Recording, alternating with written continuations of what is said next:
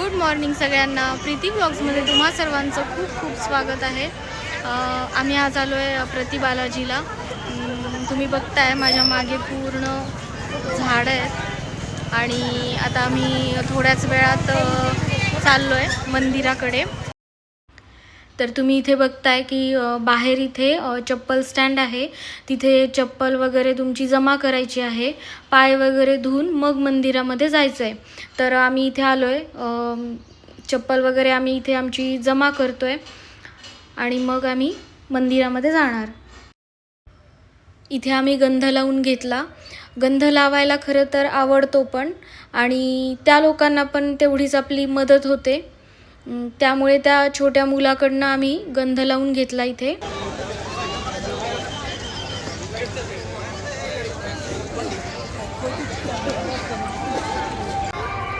तर तुम्ही बघताय हे माझ्या पाठीमागे जे आहे हे प्रति बालाजीचं मंदिर आहे. इथे सुद्धा प्रचंड गर्दी असते.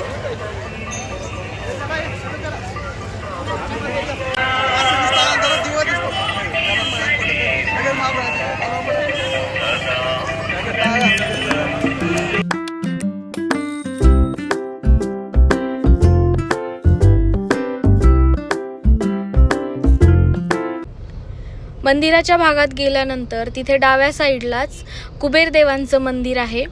असं म्हटलं जातं की बालाजी देवांनी कुबेराकडनं कर्ज घेतलेलं होतं आणि ते कर्ज ते अजूनही फेडतायत. तर जे काय आपण दानपेटीमध्ये बालाजीला गेल्यानंतर दान करत असतो, तर त्याद्वारे ते कुबेराचं जे कर्ज आहे ते फिटलं जातं.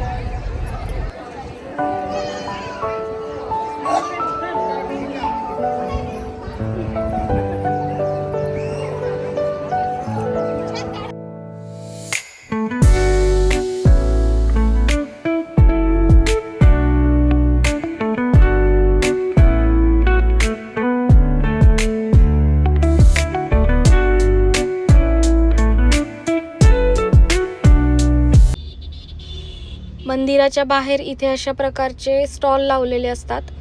शेतकरी बसलेले असतात जे की त्यांच्या शेतातली ताजी ताजी भाजी विकत असतात.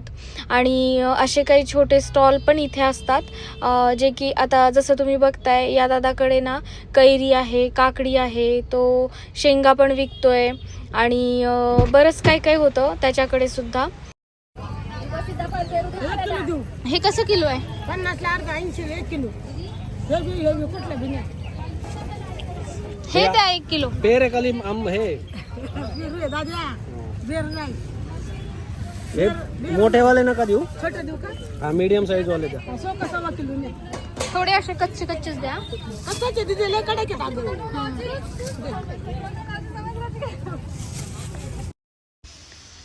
त्यानंतर आम्ही इथे बर्फाचा गोळा घेतला. तुम्ही बघताय काला खट्टा घेतला होता मी. आता दर्शन झालंय आमचं. दुपारी 2 वाजले आणि खरं तर तेवढी पण काही गर्दी नव्हती तिथे मंदिरामध्ये. वाटलं होतं बाहेरून बघितल्यानंतर की खूप गर्दी आहे वगैरे, पण आतमध्ये काही गर्दी नव्हती.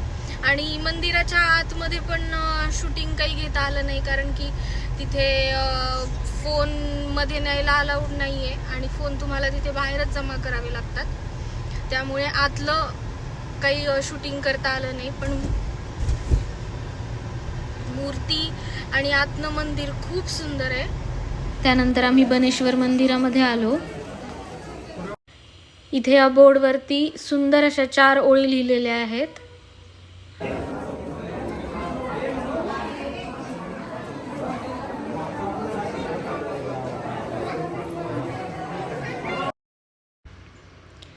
मंदिराच्या समोर हे एक असं पाण्याचं एक पात्र आहे आणि त्याच्यामध्ये ना खूप छान अशी सुंदर मासे आहेत. खूप मस्त ते मासे खेळत आहेत त्या पाण्यामध्ये आणि खूप छान वाटत होतं मंदिरामध्ये गेल्यानंतर.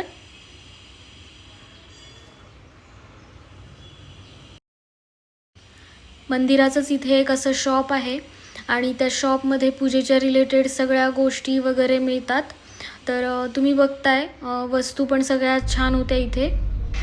मंदिराच्या बाहेर इथे एक असा बोर्ड लावलेला होता जो की मंदिर प्रवेशासंबंधी सूचना असे त्याच्यावरती बरेच काय नियम दिलेले होते की जे तुम्ही फॉलो करायचे आहेत मंदिरात प्रवेश करताना.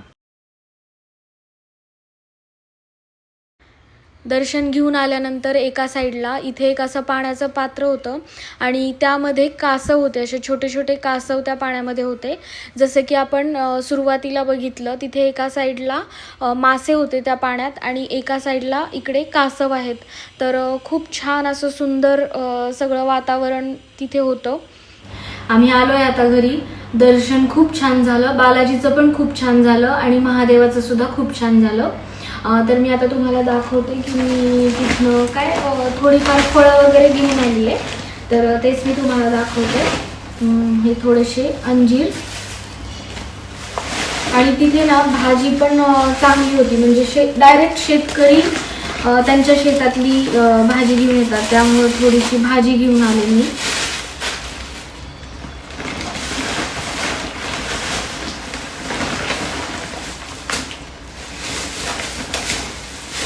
सीताफळ,